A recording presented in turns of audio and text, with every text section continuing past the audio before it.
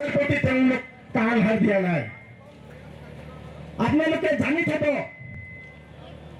যে আমাৰ এইসকল যিসকলে আজি গাদীত বহি আছে তেখেতসকলৰ যদি হকা বাধা নাথাকিলে হয় তেতিয়াহ'লে আমাৰ ভৈয়ামত বহবা যিমান কাৰ্বি আছে সকলোৱে জনজাতি মৰ্যাদা সাংবিধানিকভাৱে লাভ কৰিলে হয়। এই কথাখিনি আমি সকলোৱে জনা উচিত। আৰু মোৰ ভাতৃ কৌশিক এমপি অলপ আগতে কৈছে ৰাজনৈতিক ক্ষমতা আজি আছে কালি নাই, কিন্তু আমাৰ এই কাৰ্বি সমাজ এই কাৰ্বি ৰাইজ উঠি অহা আমাৰ নতুন প্ৰজন্ম আহি মোক প্ৰশ্ন কৰি আছে আৰু ময়ো উত্তৰটো দিওঁতে মোৰো হাঁহি ওলাইছে যে কলাগুৰু বিষ্ণুৰাভাদেৱে কৈছিল যে আমি অসমৰ কলম্বাছ, কাৰ্বিসকল অসমৰ কলম্বাছে যি ধৰণে আমেৰিকাখন আৱিষ্কাৰ কৰিছিলে সেই ধৰণে কাৰ্বিসকলে অসমখন আৱিষ্কাৰ কৰিছিল। আৰু অসমত প্ৰথমে এই কাৰ্বি জনগোষ্ঠীটো আহিছিলে আৰু সেইকাৰণে বিষ্ণুৰাভাদেৱে কৈছিল যে কাৰ্বিসকল অসমৰ কলম্বাছ। এতিয়া হাস্যকৰ কথাটো হৈছে যে আমি প্ৰথম অহা জনগোষ্ঠী আৰু আজি আমি আন্দোলন কৰিব লগা হৈছে। আৰু সেইকাৰণে আন্দোলন কৰিব লগা হৈছে আমি ৰাজনৈতিকভাৱে ৰাজনৈতিক ষড়যন্ত্ৰৰ আমি বলি হৈছোঁ। আজি ক'বলৈ গ'লে কাৰ্বি আংলঙৰ যদি কথা আমি ক'ব যাওঁ, কাৰ্বি আংলঙত আমাৰ কাৰ্বিসকলে আন্দোলন কৰিব লগা হৈছে নিজৰ মাটিৰ কাৰণে, নিজৰ ভেটিৰ কাৰণে, নিজৰ ভাষাৰ কাৰণে, নিজৰ সংস্কৃতিৰ কাৰণে আজি কাৰ্বিসকল আন্দোলন কৰিব লগা হৈছে। নিজৰ কাৰ্বিসকলে কাৰ্বি ভূমিত আন্দোলন কৰি শ্বহীদ হ'ব লগা হৈছে।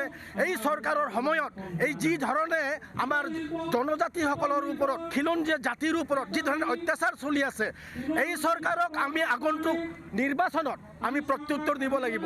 আমি এই যদি আমাৰ জনগোষ্ঠীটোক আমাৰ যিটো দাবী যদি অনতিপলমে পূৰণ নকৰে, যদি সমাধান নকৰে, আমাক ST মৰ্যাদা যদি নিদিয়ে, তেতিয়াহ'লে আমি এই বিজেপি দলক আমি ভোট বৰ্জন কৰিম। বিজেপি দলক আমি ভোট নিদিওঁ।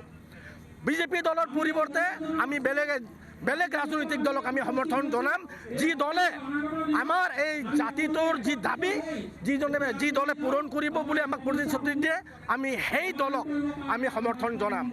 আৰু এই কথাটো মই ক'ব বিচাৰিছোঁ যে আমাৰ কাৰ্বি আংলঙত যি তুলিৰাম ৰংহাঙৰ নেতৃত্বত যিখন চৰকাৰ চলি আছে, সেই চৰকাৰ কাৰ্বিসকল সুৰক্ষিত নহয়, কাৰ্বি ভূমি সুৰক্ষিত নহয়, কাৰ্বি জাতি সুৰক্ষিত নহয়। সেই চৰকাৰৰ সময়তে আজি কাৰ্বিসকল বেছিকৈ লাঞ্ছিত বঞ্চিত হ'ব লগা হৈছে। আজি আমাৰ কাৰ্বি ল'ৰা তাত 15জনকৈ পুলিচৰ গুলীত আহত হ'ব লগা হৈছে। এজন আমাৰ ইমানুছ ফাংচু বুলি নামৰ ল'ৰা এজন তাত শ্বহীদ হ'ব লগা হ'ল। কিয়ৰ কাৰণে হৈছে? এই বিজেপি চৰকাৰখনৰ কাৰণে। আজি আমাৰ মাটি সুৰক্ষিত নহয় এই বিজেপি চৰকাৰৰ কাৰণে। সেইকাৰণে আমি আজি আন্দোলন কৰিছোঁ। আমাক যদি অনতিপলমে জনজাতি মৰ্যাদা প্ৰদান নকৰে, তেতিয়াহ'লে আমি তীব্ৰ আন্দোলন কৰিম আৰু এই বিজেপি চৰকাৰক অসমৰ পৰা উৎখাত কৰাৰ কাৰণে আমি প্ৰতিজ্ঞাবদ্ধ হ'ম। ভৈয়ামত বসবাস কৰা যিখিনি কাৰ্বি আছে, সেই কাৰ্বিসকল অনুসূচিত কৰণৰ পৰা বাহিৰত আছে। আজি জনজাতি মৰ্যাদা নোহোৱাৰ ফলত ভৈয়ামত বসবাস কৰা কাৰ্বিসকলৰ আজি বিভিন্ন ধৰণৰ সমস্যাৰ সন্মুখীন হ'ব লগা হৈছে। আৰু আটাইতকৈ ডাঙৰ কথাটো হৈছে কি, যিটো আমাৰ ৰাজনৈতিক অধিকাৰ, জনজাতিৰ কাৰণে যিটো ৰাজনৈতিক অধিকাৰ থাকিব লাগে, সেই অধিকাৰ আমাৰ পৰা আমাৰ খৰ্ব হৈ আছে। আৰু চৰকাৰে এইটো বিষয়ে আজিৰ তাৰিখলৈকে কোনো মন কাণ দিয়া নাই।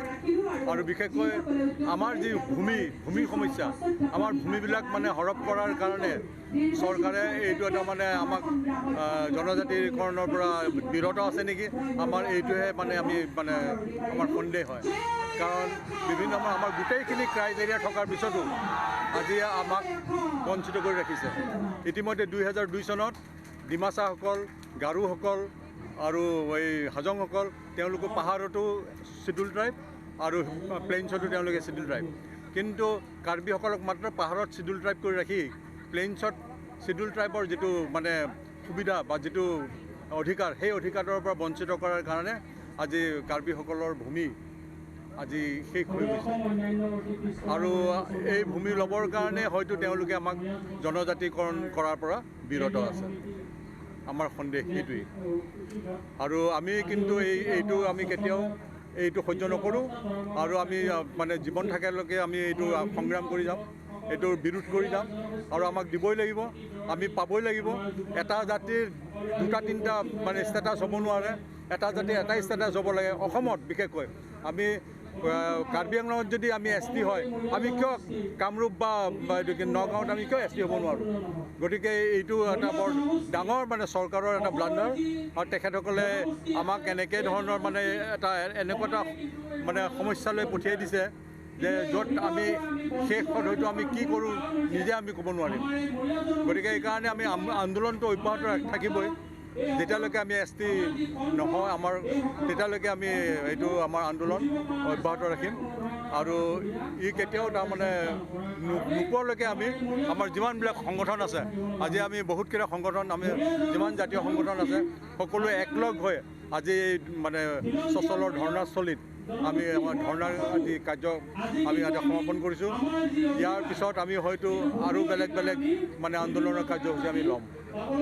আপোনালোকে জানে যে আমি কাৰ্বি আংলঙৰ বাহিৰত থকা কাৰ্বিসকলখিনি, কাৰ্বি আংলং আৰু ডিমা হাছাওৰ বাহিৰত থকা কাৰ্বিখিনি আমি জনজাতিকৰণৰ পৰা বঞ্চিত হৈ আছোঁ আৰু আজি বুলিয়েই নহয়, আমি দীৰ্ঘদিন ধৰি আমি আন্দোলন কৰি আহি আছোঁ।